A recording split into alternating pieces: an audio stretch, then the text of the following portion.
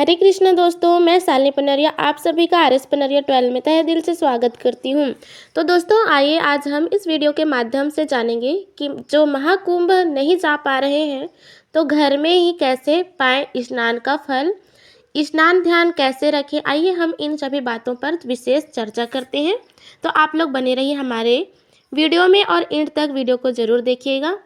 और दोस्तों यदि आप लोगों ने अभी तक हमारे चैनल को सब्सक्राइब नहीं किया है तो प्लीज़ हमारे चैनल को सब्सक्राइब कर दीजिए, वीडियो को लाइक कर दीजिए क्योंकि आपके एक लाइक से हमें बहुत ज़्यादा प्रेरणा मिलती है।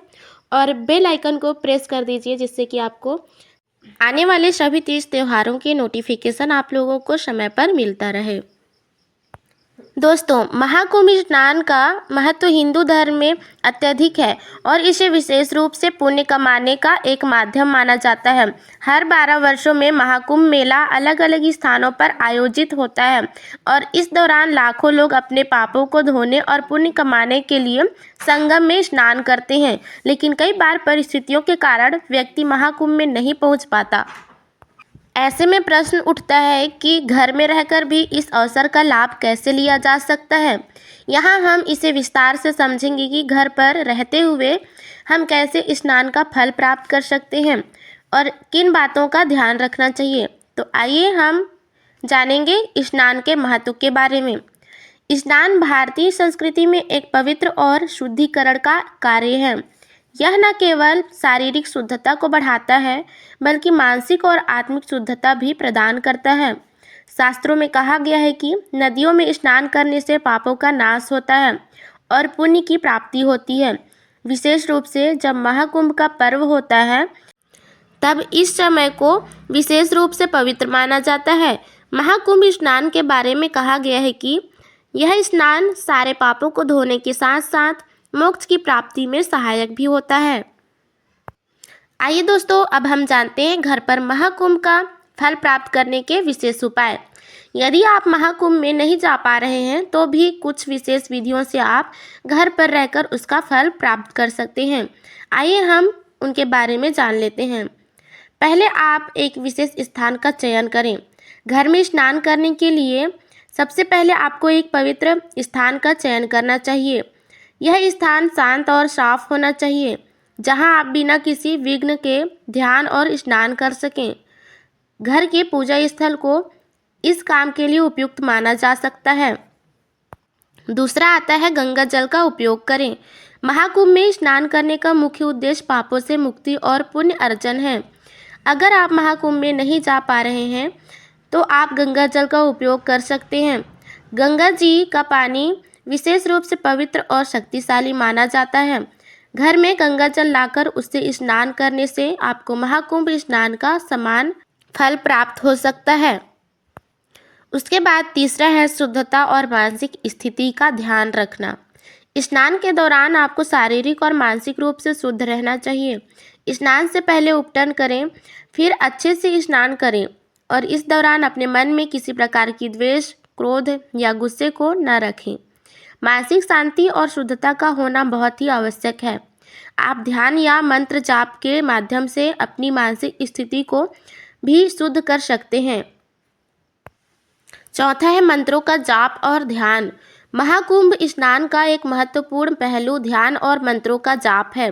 घर पर रहते हुए आप इस अवसर का लाभ ध्यान और मंत्रों के जाप से भी उठा सकते हैं।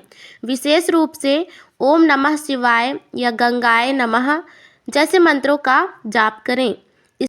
इसके साथ ही ध्यान करने से मन की शांति और आत्मिक उन्नति होती है जो महाकुंभ स्नान के समान फल प्रदान करता है।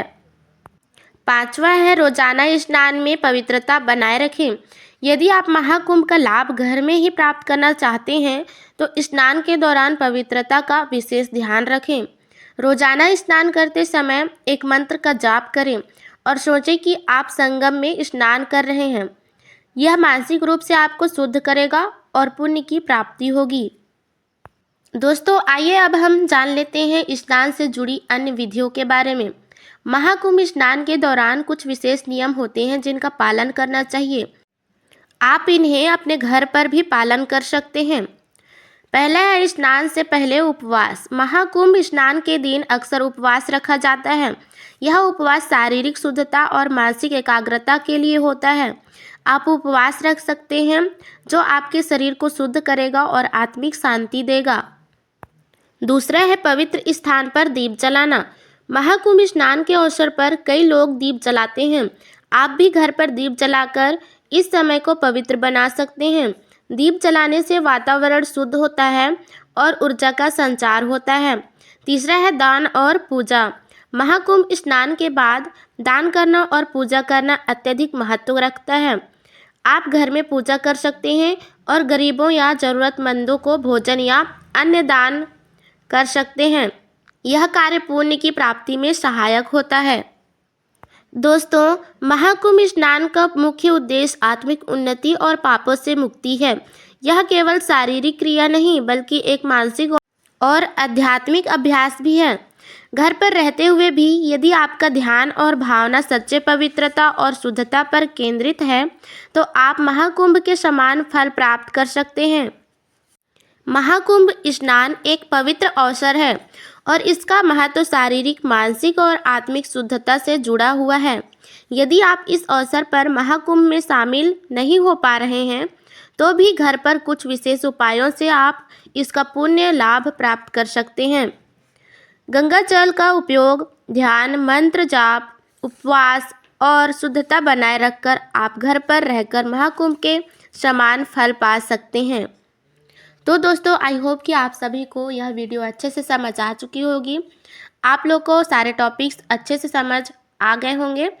तो मैं वीडियो को यहीं समाप्त करती हूँ। मिलते हैं नेक्स्ट वीडियो में नेक्स्ट टॉपिक के साथ। तब तक के लिए राधे राधे, हरे कृष्णा।